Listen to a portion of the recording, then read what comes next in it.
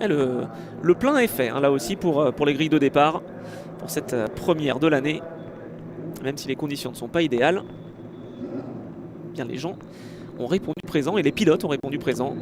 Les équipes aussi, hein, c'est ce que l'on disait, hein, beaucoup d'équipes représentées parce qu'il y en a quand même. Alors entre Inter-Europol Compétition, Lamo Racing Car, Formula Motorsport, TS Corset, le lycée pro de Nogaro, on a également AGR Bleu Mercure, on a l'équipe Zigzag. Eh bien, ça nous fait quand même 7 ou 8 formations hein, qui sont engagées sur cette grille de départ ici donc pour les monoplaces, alors que d'ici quelques instants, le poleman va s'élancer derrière le safety car. So start under the safety car. And after one lap, the safety car should be in, and then it will be time for all the drivers to set the pace and to go green for this second race. 30 minutes long, and you see the 30 minutes timing is already started.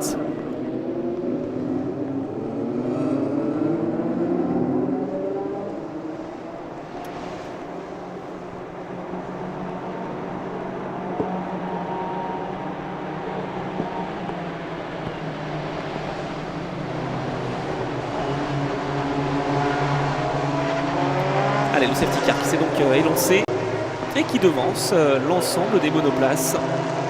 Nicolas Varone, pour ses débuts, nous réalise vraiment de bons débuts. Il faudra corriger quelques petites erreurs de jeunesse, mais bon, on peut lui pardonner hein, au pilote argentin, jeune pilote argentin qui est aidé notamment par Sacha Fenestraz, le pilote français qui partage son appartement, sachez-le, avec Lando Norris. On a vraiment deux belles pointures là aussi qui vivent ensemble en Angleterre. Lando Norris et Sacha Fenestraz.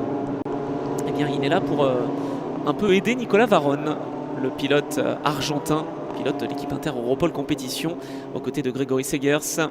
Sur cette grille de départ, Nicolas Pirono, Pietro Peccenini, le Breton, Vincent Ionia sur le podium hein, tout à l'heure à l'issue de la première course, Michel Piroir 7e, Daniel Arroux 8e, 9e place pour Alain Buchet et 10e position pour Thierry Malhomme.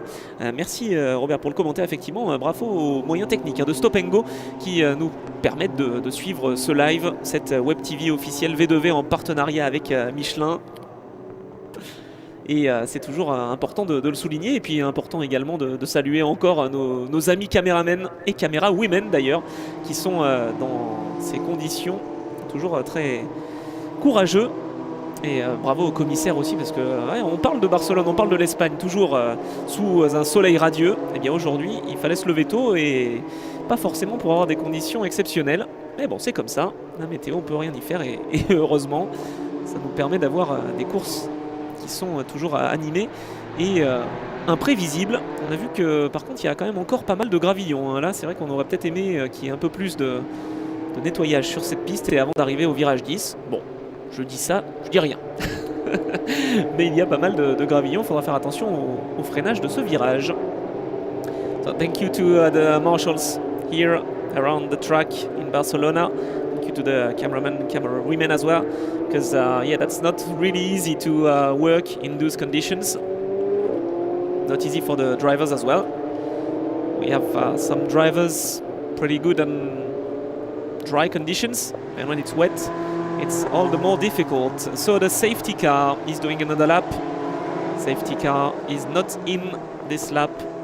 The Honda, the official Honda, is in the pits. So that's the official V2V safety car, partnership with Honda, renewed this year for 2018. Thanks to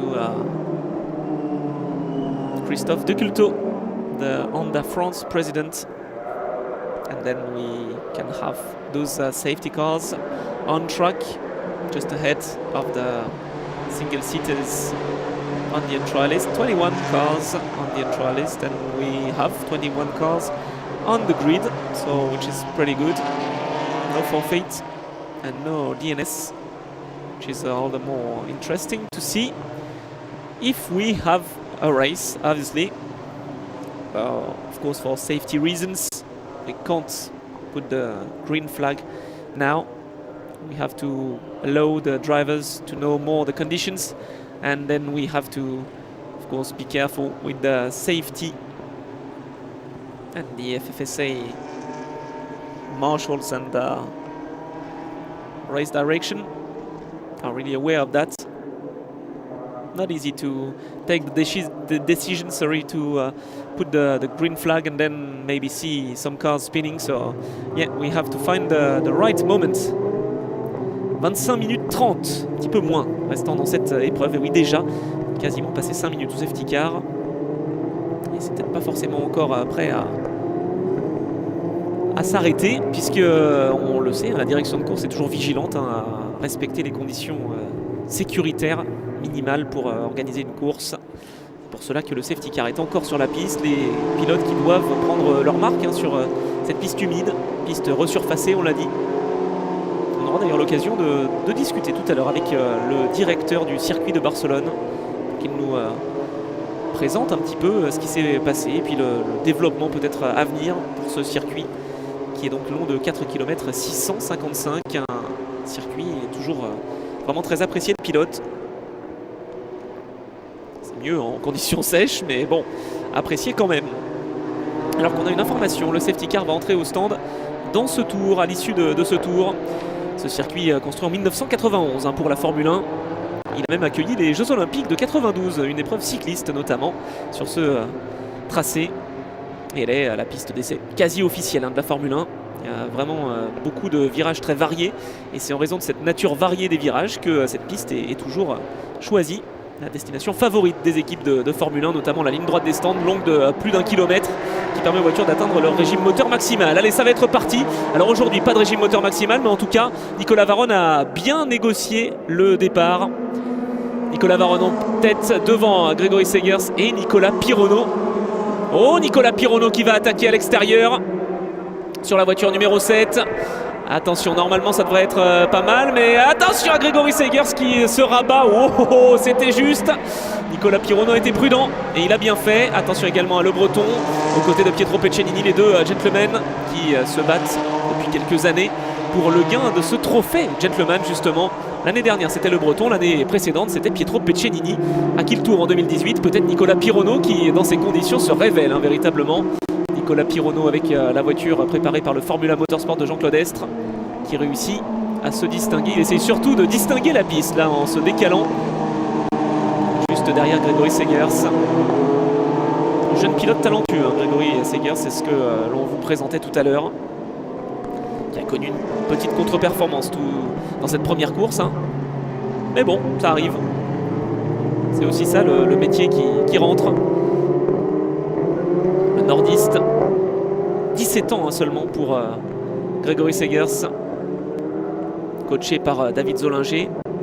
On salue d'ailleurs la structure de David Zollinger qui emmène pas mal de pilotes là d'ailleurs. Oh, et un concurrent en difficulté, c'est Walter Ricard avec la voiture numéro 2. Le Formula Motorsport qui est bien placé avec Nicolas Pironneau, mais qui voit donc une de ses voitures déjà en difficulté. Dommage dans ce virage numéro 5. Virage en descente là aussi. Il est parti en aquaplaning et il n'a rien pu faire. Et regardez Le Breton! Le Breton qui va aller taper le mur. Aïe aïe aïe aïe aïe. Et Le Breton qui va essayer de rejoindre les stands. Oh, il y a un autre pilote en difficulté également. Il s'agit du pilote de la voiture numéro 55, je crois, Christophe Girardot. Allez, safety car. Safety car. Christophe Girardot s'est fait piéger. Il est là, à l'image. Pilote Feugnot. Oh, et puis il y a également... Mais c'est Pietro Peccenini, j'ai l'impression, non? En tout cas, c'est une voiture du TS Corset. Non, ça doit être Howard Sklar. Ouais, c'est Howard Sklar, je crois. Mais quand même, petite frayeur, là, ici. À la sortie de la chicane. Oui, c'est la voiture numéro 27. So, Howard Sklar has spun. He can rejoin the race, so that's all right. Sorry for the TS Corset team. Pietro Peccenini is still in 4th place, just behind Nicolas Pironneau. We have Christophe Girardot in the gravel trap, and Le Breton has spun, and I think he hit the wall. So the number 3 car is, I think, out of this race after a few laps. Difficult conditions, really difficult conditions. As we see, the number 55 has gone off, number 2 as well. We had spin for Howard Sklar, and then the number 3 car, Le Breton, is stopped on track at the outside of turn 10. waiting now for assistance from the marshals. Oh, and a crash as well. What happened? Oh, in the straight line, under the safety car period. Oh, that's the number 16 car. Thierry Malhomme qui s'est fait piéger. Thierry Malhomme qui est venu heurter le mur quand on vous disait, hein, même sous régime de safety car, eh bien on se fait piéger. Là c'est terminé, hein, pour Thierry Malhomme. Alors on va revoir ce qui s'est passé. Regardez bien à gauche de l'image. Aquaplaning. Tout simplement, il n'a rien fait de mal, allons nous dire. Et la voiture qui est partie en travers. Et c'est terminé pour Thierry Malhomme. Il s'en sort extrêmement bien quand il a retraversé la piste. Il a failli venir heurter Guillaume Vera ou Alain Buchet. Eh bien, c'est terminé donc pour Thierry Malhomme. C'est pas Robocop, hein, c'est juste qu'il a son headrest qui est resté sur ses épaules. Ouais, bah c'est intéressant. Bah voilà, au moins il a pu tout enlever. Thierry Malhomme, en tout cas, il va bien. Heureusement, on se permet d'être un petit peu plus léger, bien sûr, dans ces conditions-là. Mais c'est sûr qu'il y a la déception, hein, forcément. Et Walter Ricard qui est également bloqué dans le bac à gravier. Alors, est-ce qu'on va pouvoir revoir ce qui s'est passé et essayer de comprendre avec Christophe Girardot qui reste dans sa voiture? Tiens, il ne veut pas aller se mouiller les pieds. Il a bien raison. Le Breton également. Oh, mais c'est encore un tête à queue là qui s'est passé à l'instant dans le virage numéro 10. Il y a énormément de gravillons, hein. C'est vrai, Frédéric Sausset qui nous le dit. Ben voilà, dans ce virage là justement, c'est ce que je disais, hein, avant le départ de cette course. Je trouve qu'il y a beaucoup de gravillons dans ce virage numéro 10 et Frédéric Sausset effectivement nous le dit aussi. Alors, qui s'est fait piéger là dans ce virage? J'arrive pas à voir le numéro, je crois que c'est une voiture du Lamor Racing Car, mais ce serait pas... mais non, c'est Formula Motorsport, c'est Nicolas Pironneau. C'est la voiture numéro 7 de Nicolas Pironneau qui s'est fait piéger encore une fois au virage numéro 10. Ah, dommage pour le leader l'ancien leader, pardon, de cette épreuve tout à l'heure. Alors, on a à l'image le Breton qui est en difficulté. Alors on revoit tout de suite le tête à queue de Christophe Girardot dans le virage numéro 5. Virage en descente, virage en appui, et qui est difficile dans ces conditions. Tête à queue également pour Howard Sklar avec la voiture numéro 27. Je l'ai confondu avec Pietro Pecini, mais non, il n'y avait pas de problème. Et puis aquaplaning total pour la voiture numéro 16 qui n'a rien pu faire. Thierry Malhomme qui était complètement passager. Et au moment de revenir, c'est Vincent Ionia qui s'en est très très bien sorti. Et en voulant chauffer ses pneus, Nicolas Pironneau qui est passé tout proche, hein, de la correctionnelle véritablement. Alors dans cette compilation on n'a pas forcément revu le crash de la voiture numéro 3, mais effectivement il est parti en travers aussi, hein, le Breton, ce virage là, au même virage que la voiture numéro 7 de Nicolas Pironneau qui est d'ailleurs dans la voie des stands. Mais le problème pour le Breton, c'est qu'il est venu heurter le mur et a endommagé sa suspension. Voilà, en tout cas il va bien, le pilote de la voiture numéro 16 Thierry Malhomme. Une course compliquée pour le Lamor Racing Car. Pour l'instant, Grégory Seger c'est bien en deuxième position et ça c'est plutôt très positif. Mais c'est vrai que derrière il y a Alain Buchet qui est quand même en embuscade, 6ème. Thierry Malhomme en revanche s'est fait piéger et François Destando n'est pas parti des stands. Dommage pour François Destando qui n'aura pas pris le départ tout à l'heure et qui ne prend pas non plus le départ cette fois. Et Jean Kellet que l'on salue effectivement, autant le nouveau bitume a un bon grip sur le sec, c'est ce qu'on évoquait. Mais alors sous la pluie, c'est sûr que c'est un véritable billard ou une véritable patinoire plus exactement. Les gens bien vu effectivement, même sans rouler, on sent la patte de l'expert là aussi. L'œil en tout cas avisé. Mais pour l'instant, alors il y a aussi beaucoup de gravillons, hein, ça n'aide pas. J'ai l'impression quand même, c'est pas des marbles, hein, attention, ces billes de gomme qui sont visibles sur la piste quand en conditions sèches les voitures passent sur la trajectoire et renvoient donc de la gomme usée. Là non, c'est bien du gravillon, hein, qui est là. Ah, ça serait pas mal peut-être avant la course de 4 heures de mettre un petit coup de balai, messieurs les commissaires. Le message sera certainement passé. On devrait avoir le temps entre la course CN Sprint et le GT Tourisme LMP3 PFV CN ce week-end. Passer un petit coup de balai dans le virage 5, dans le virage 7 et dans le virage 10. Voilà, ça sera tout, oui, ça sera tout. Bon, bah très bien. Ah non, dans le virage numéro 9 également. Il y en a un peu à l'extérieur. Bon, il y en a un peu partout, hein, on va dire, sur cette piste. Pas sûr que ça change grand chose, mais enfin bon, c'est toujours plus agréable de rouler sur une piste où il n'y a pas de débris. alors qu'il reste 15 minutes 40 dans cette épreuve. Et pour l'instant, toujours Nicolas Varron en tête devant Grégory Segers et Daniel Arroux sur le podium du général et leader de la catégorie gentleman. Il a réussi à dépasser Pietro Peccenini avant l'arrivée du safety car. Michel Piroir, 5e, avec la voiture numéro 4, Formula Motorsport. Le premier de cette équipe Formula Motorsport, une équipe iséroise qui engage plusieurs voitures, mais qui a donc vu son pilote phare en gentleman, le breton, partir à la faute, et également Nicolas Pironneau qui est passé par la voie des stands et qui se retrouve en 14e position devant Christian Carlesis Orazio et Howard Sklar.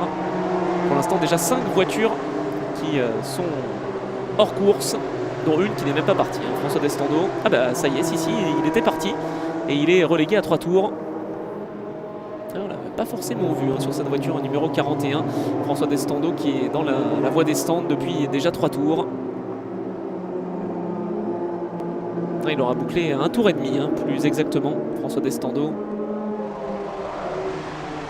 Alors que Nicolas Pironneau, une fois que le safety car va pouvoir rentrer dans la voie des stands, pourra peut-être remonter dans le classement, on l'aperçoit, pilote français. Alors aurait-il des dégâts? Moi je crois qu'il a vraiment évité le mur de pneus, et le mur surtout dans le virage 10. À surveiller. On passe par les stands, peut-être un petit check-up rapide. Ah, ce serait dommage d'abandonner. Non, il va bien repartir quand même, Nicolas Pironneau. Espérons-le en tout cas.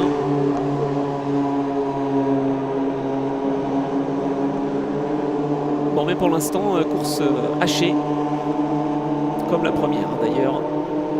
C'est pas une surprise dans ces conditions, mais on aurait pu s'attendre peut-être à avoir un peu plus de tours sous drapeau vert. C'est comme ça. Ça sera un week-end compliqué en termes d'adhérence. C'est déjà le cas l'année dernière, il y a déjà eu quelques petites perturbations météorologiques.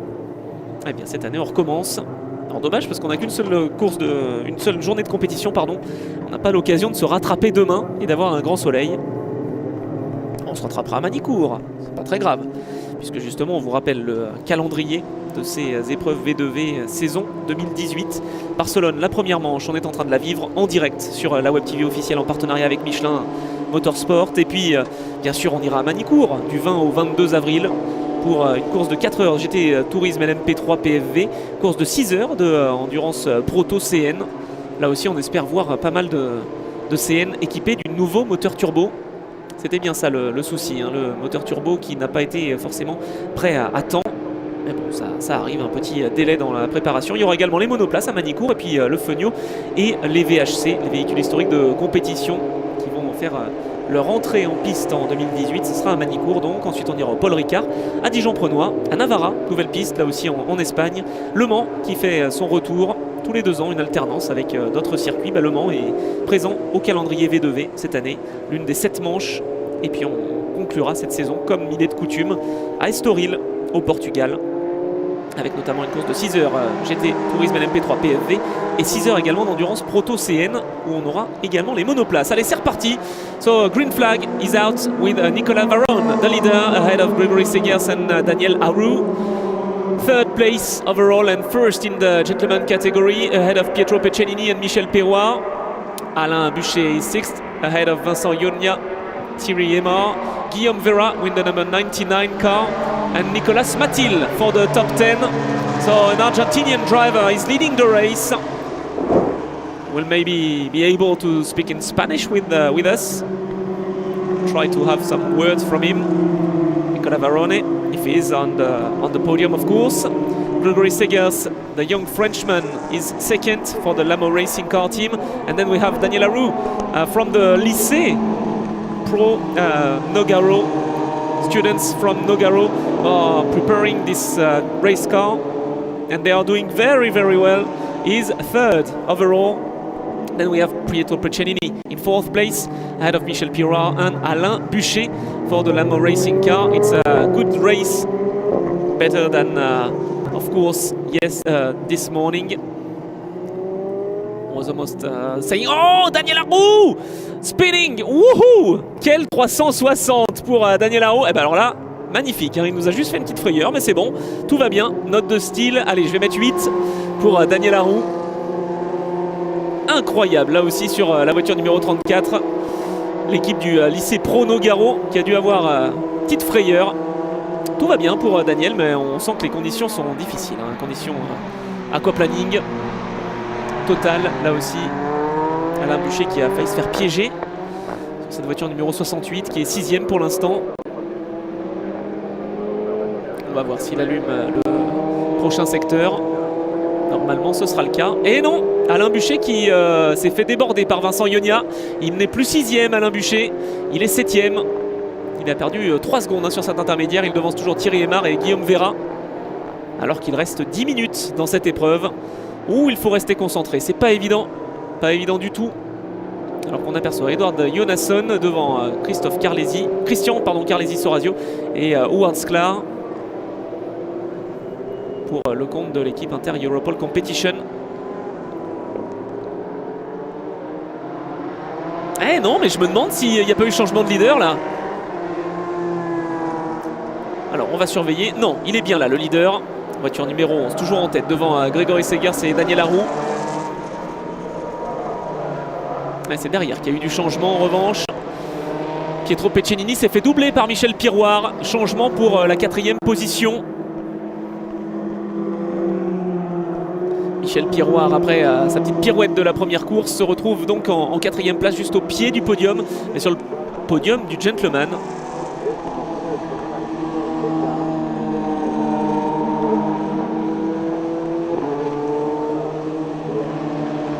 Alors, on a des questions sur les réseaux sociaux avec un nouveau tête à queue. Alors cette fois-ci pour qui? Mais je crois que c'est la voiture numéro 8, ouais, la voiture numéro 8 et la voiture numéro 6 qui sont partis en travers. Alors c'est justement Jonasson hein, qu'on évoquait tout à l'heure, le pilote suédois Edward Johansson qui était en 7e position.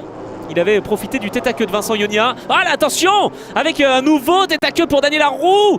Ouais, cette fois-ci double tête-à-queue, attention à ne pas se planter dans le gravier. Oh Daniel, ah là là là là. Et voilà, il est planté, Daniel Arroux, lycée pro d'Artagnan. Allez, on va essayer de le pousser, de le sauver de ce mauvais pas. Edward Jonasson également est piégé. Safety car, le safety car qui va entrer en piste une nouvelle fois. Ah, dommage, des conditions compliquées. Edward Jonasson has been in the gravel trap, is in the gravel trap. On the screen now, the Swedish driver has done a mistake, small mistake, but huge consequences. The same for Daniel Arroux. He was 3rd overall and he spun out of 3rd place. He's now in the gravel trap in turn 7. What a shame for this driver from a French team, a young French team from students from Nogaro. Yeah, bad time for him and for some other drivers. But at the moment, it's an Argentinian driver who is leading, Nicolas Varone, for his first race in the VDV single-seater series, ahead of Grégory Segers, young Frenchman as well. And Michel Piroir is 3rd overall, ahead of Pietro Peccenini and Vincent Ionia. We can see again the replay from Daniel Arroux. C'est ici que Daniel Arroux s'est déjà fait piéger tout à l'heure. Voilà le premier tête-à-queue. Un beau 360 bien maîtrisé. Vincent Ionia qui a terminé sur le podium tout à l'heure s'est fait une petite frayeur mais a pu repartir sans vraiment perdre de temps. Et puis la grosse erreur pour Daniel Arroux. Même endroit que tout à l'heure, il y a beaucoup d'eau sur cette partie.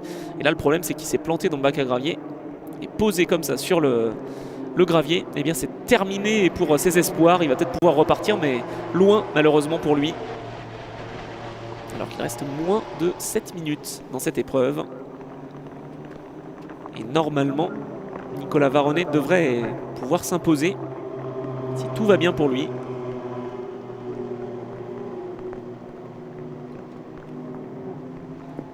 Eh oui, il y a eu un gros crash là aussi. Alors de qui s'agit-il? Là, ça a tapé fort à l'avant, à l'arrière. Oui, dommage là. Pour cette voiture, je crois que c'est Thierry Aymar, mais je suis pas sûr. À surveiller, pilote Lamo Racing Car. Ouais, je crois bien que c'est Thierry Aymar quand même. Hein. à suivre dans cette ligne droite du retour avant le virage numéro 10, donc en ligne droite. Hein. Tout à l'heure, c'était Gregory Segers qui s'est fait piéger de cette façon-là. Peu de chances de s'en sortir, hein, là aussi. On est vraiment dans des conditions compliquées.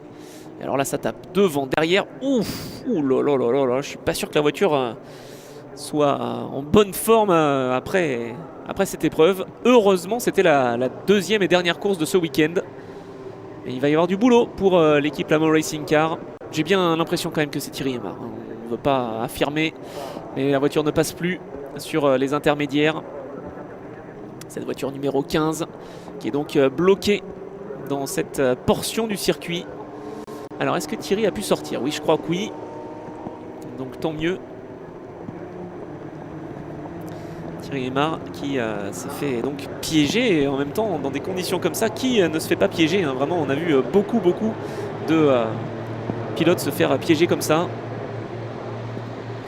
Oui, monsieur le chirurgien, monsieur le docteur, là, il va falloir ausculter la voiture. Ouais, et c'est terminé donc pour Thierry Aymar. Dommage.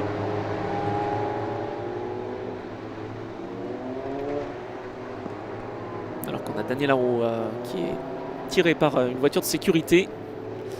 Il n'a pas pu repartir par ses propres moyens. Il avait certainement calé le moteur. Est-ce qu'il va réussir à redémarrer? À mon avis, il n'a pas suffisamment de vitesse. Avec la voiture de sécurité, ça va être l'abandon d'ici quelques instants pour Daniel Haro. Ah, dommage. Oh, drapeau rouge. Drapeau rouge. Interruption de course. Alors, on va prendre le classement au tour précédent. Alors, est-ce qu'on a réussi à faire un tour déjà sous safety car?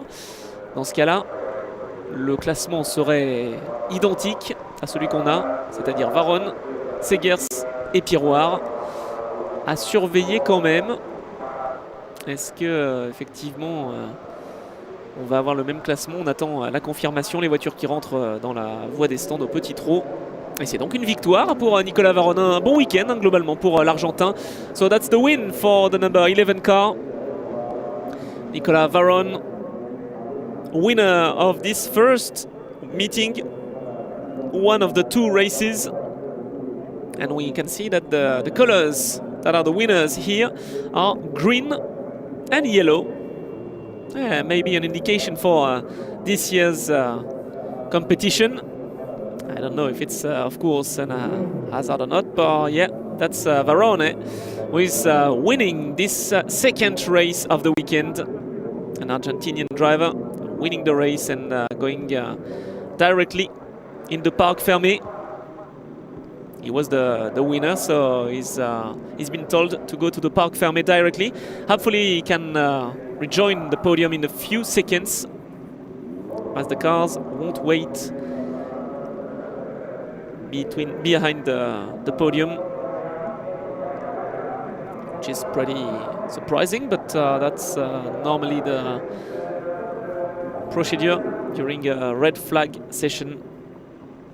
The race is suspended and finished now with the win for Nicolas Varone ahead of the young Frenchman Gregory Segers and Daniel Haro. Et oui, voilà ce que j'attendais comme confirmation. Daniel Haro qui va revenir au pas de course hein, puisqu'il est bien sur le podium. Le drapeau rouge ayant été agité et on reprend le classement un tour ou deux précédemment. Et Daniel Haro est donc sur le podium. Il s'en sort très bien et bravo à toute l'équipe là aussi qui va pouvoir célébrer un podium au général. Très bonne opération pour Daniel Haro qui finalement malgré son erreur va pouvoir quand même terminer sur le podium final et vainqueur de la catégorie gentleman. Oui, on va pas tarder à le faire repartir hein. Daniel Haro, the number 34 car, who is on the podium, waited for this podium, is now in turn 9 I think. So Daniel Haro has to go quickly to the podium now. Daniel Haro, on vous attend pour le podium d'ici quelques minutes dans cette voiture numéro 34. 34? Si. La coche de Daniel Haro is the winner of the gentleman category and third overall. Thanks to this red flag. The red flag was out. And so we have Varone, Segers and Haro. And for the gentleman category, it's Haro, Piroir and Peccenini. So we'll see highlights on the Web TV official with Michelin Motorsport, and then I'll join Robert for the podium in a few seconds. Allez, on va retrouver Robert en attendant pour le podium, et nous on découvre les meilleurs moments de cette deuxième course monoplace.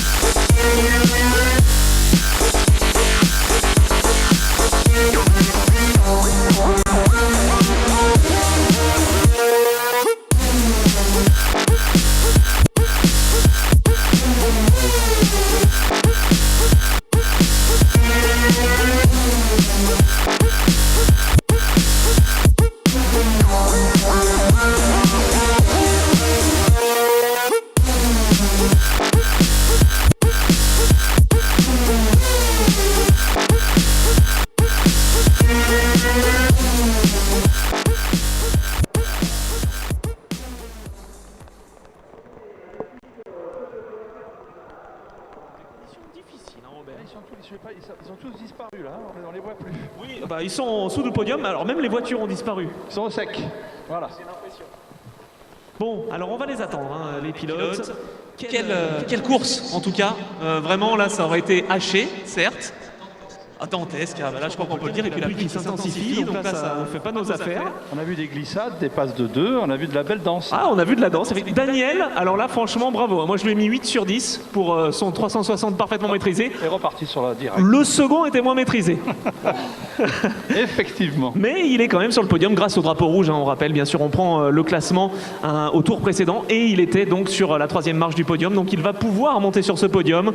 En tout cas, tous les pilotes, hein, que ce soit en gentleman ou au général, ont été vraiment solides parce qu'il ne fallait pas faire d'erreur et tout le monde aurait pu se faire piéger. Hein. On peut remercier aussi les commissaires pour la sécurité qui a été assurée tout au long de cette course. Ah oui, et puis ils sont courageux, hein, ces commissaires. C'est pas facile. Hein.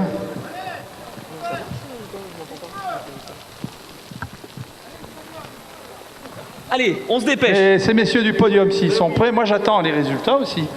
Voilà. Alors, ah bah, un peu de... Oui. Ils vont un petit peu attendre des photographes, ça leur fait du bien. Attention, je te retiens, il a dit. Eh oui, ben voilà, c'est ça hein, le problème. Ah, vous voulez être photographe, bah voilà, vous faites des belles photos, mais... Moi j'ai un parapluie aujourd'hui, c'est bon, je fais le malin.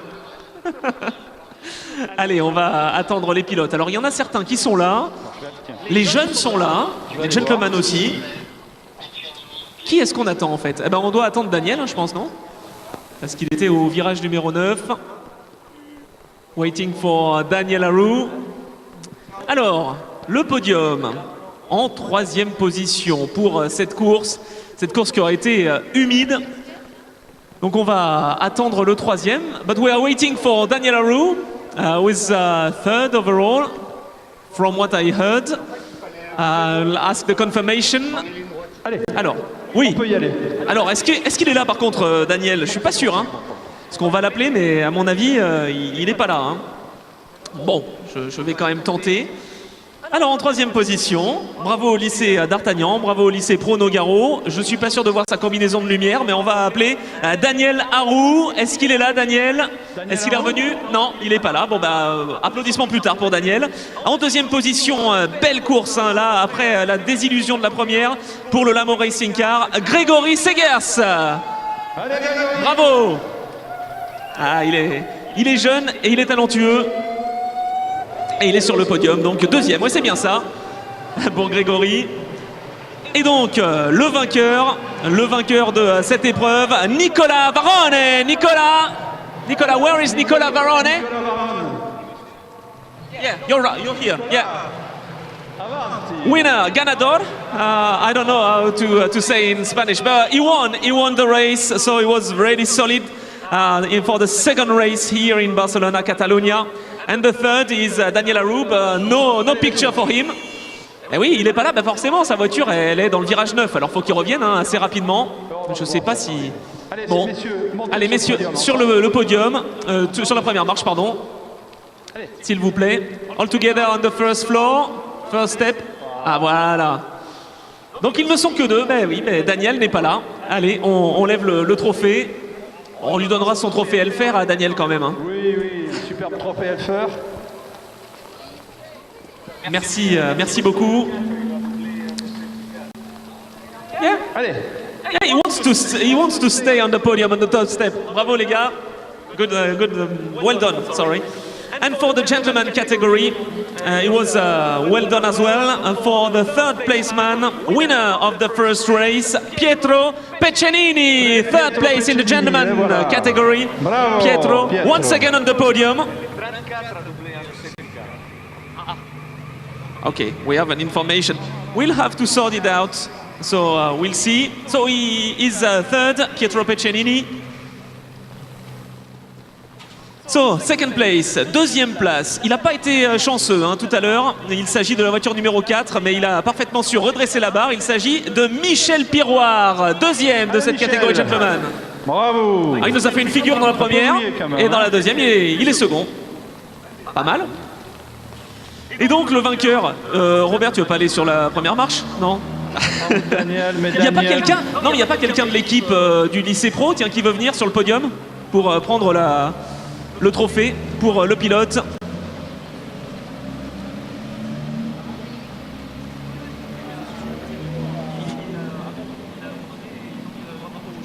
Et donc le vainqueur de cette course, et ben voilà, donc le lycée pro de Nogaro qui va être représenté. Donc Daniel Harou vainqueur, mais c'est bien l'équipe du lycée pro Nogaro qui l'emporte.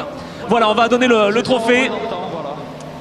Puisqu'en fait, bien sûr, on rappelle, hein, il y a eu drapeau rouge et donc on prend le classement 2 tours précédemment et donc Daniel Harou était sur ce podium. So, messieurs, le trophée, on regarde en face. On regarde en face. So yeah, just to be clear, the red flag has been thrown and then he was third at the time of the red flag and so he's first in this gentleman category here for the VDV Series Single Seaters. Et bien voilà, en tout cas on aura eu un podium mouvementé là aussi. Voilà. Merci beaucoup et donc... On le trouve à Manicourt. Hein. Oh bah avec plaisir, en espérant qu'il fasse meilleur. We were waiting for the sun in Manicourt. Thank you guys.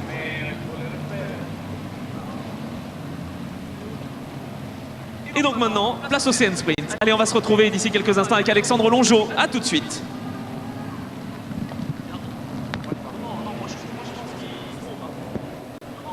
Moi je pense que c'est vous.